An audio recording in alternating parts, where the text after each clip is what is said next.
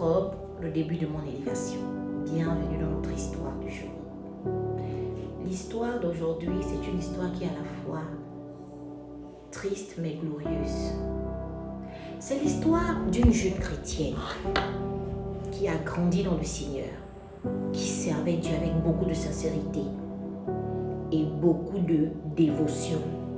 Elle était fervente dans la foi. Elle faisait souvent une prière. Elle disait, Seigneur, garde-moi pure. Je veux être pure, vierge jusqu'au mariage. Je ne veux pas que quelqu'un un jour prenne ma virginité, à part l'homme qui va m'épouser.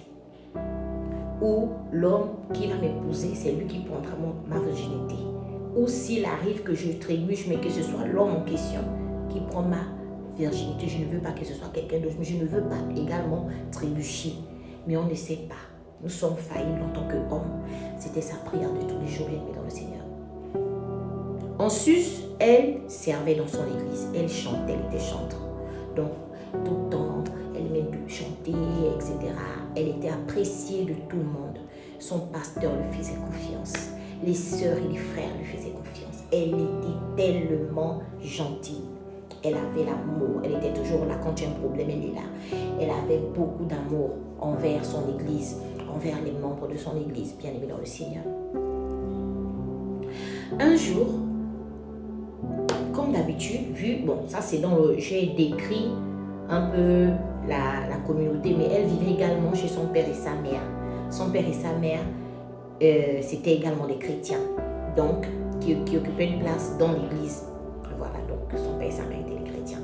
Ils occupaient une place dans l'église, ils avaient un poste aussi. Je pense que le papa était sicilien, quelque chose comme ça. Et donc, voilà. Donc, un jour, ils ont eu une veille de prière dans leur église, la prière. On avait demandé aux gens de venir. Mais à cette période-là, elle devait repartir. Je pense que ses parents n'étaient pas là. Voilà, donc ses parents n'étaient pas là.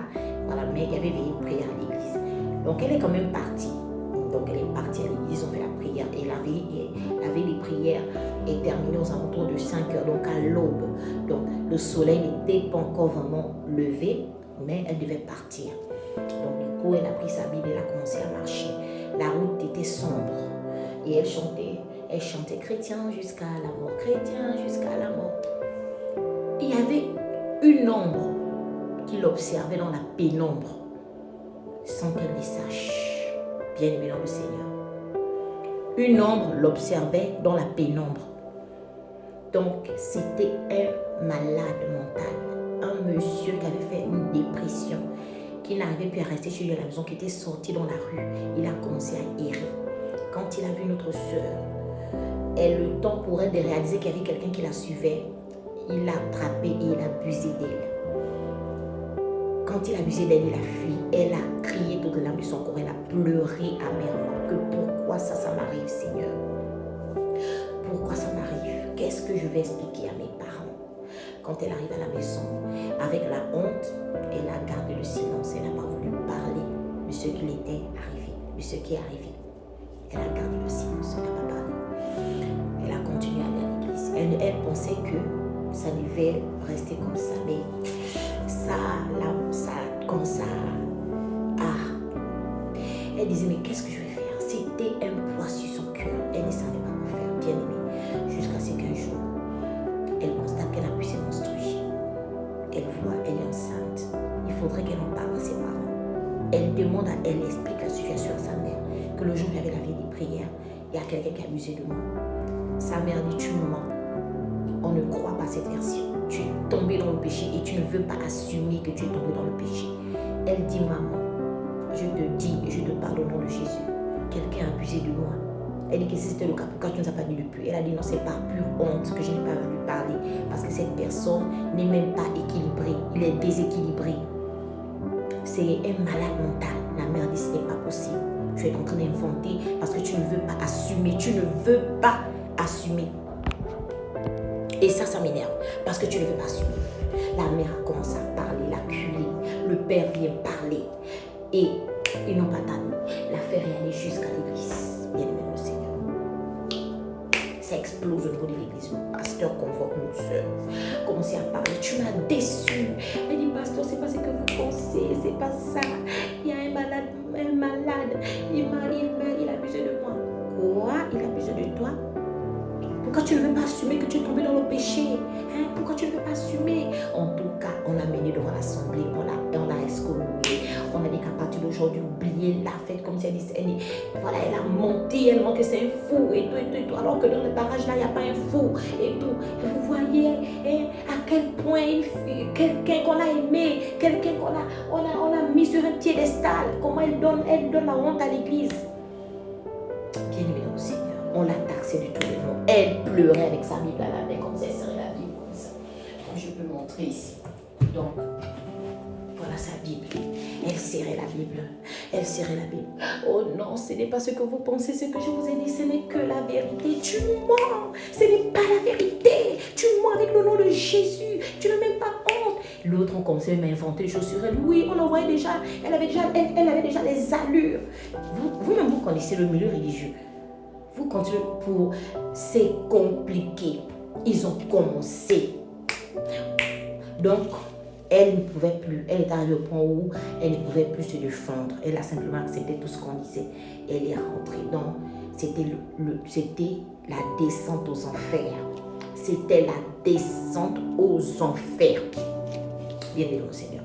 Elle part à la maison. Sa maman, à un moment donné, sa maman ne voulait même plus adresser la parole parce qu'elle a une grossesse. Parce que l'humiliation, donc les gens disaient qu'elle ment, elle menait une double vie depuis. Elle menait, alors qu'elle n'a jamais été vierge, elle n'a jamais mené une double vie. Elle dit, maman, tu me connais, même toi, ma mère. Je ne te connais pas, hypocrite, je ne te connais pas.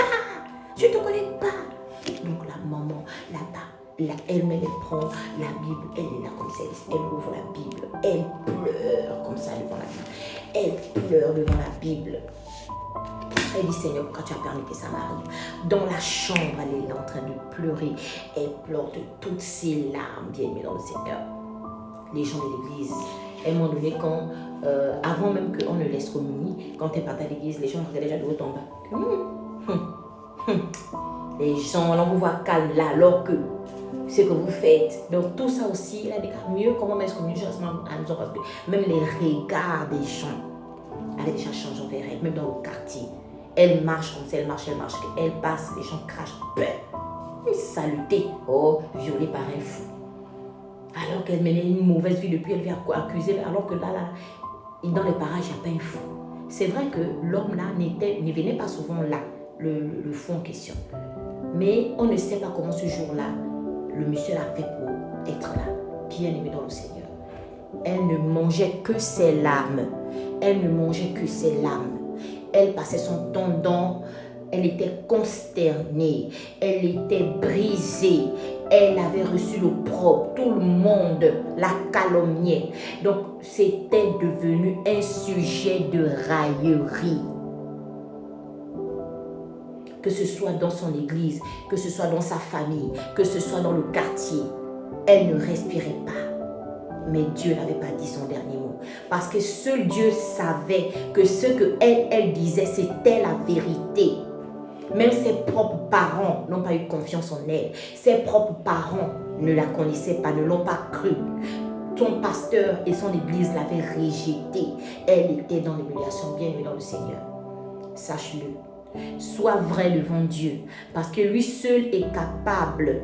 Lui seul est capable de te faire sortir là où l'homme t'accuse injustement, là où les gens te lapident injustement. Lui seul, il connaît ta sincérité. Il est capable de te faire sortir des ténèbres dans lesquelles tu te trouves pour faire jaillir la lumière dans ta vie, pour faire éclater sa gloire dans ta vie, bien aimé dans le Seigneur.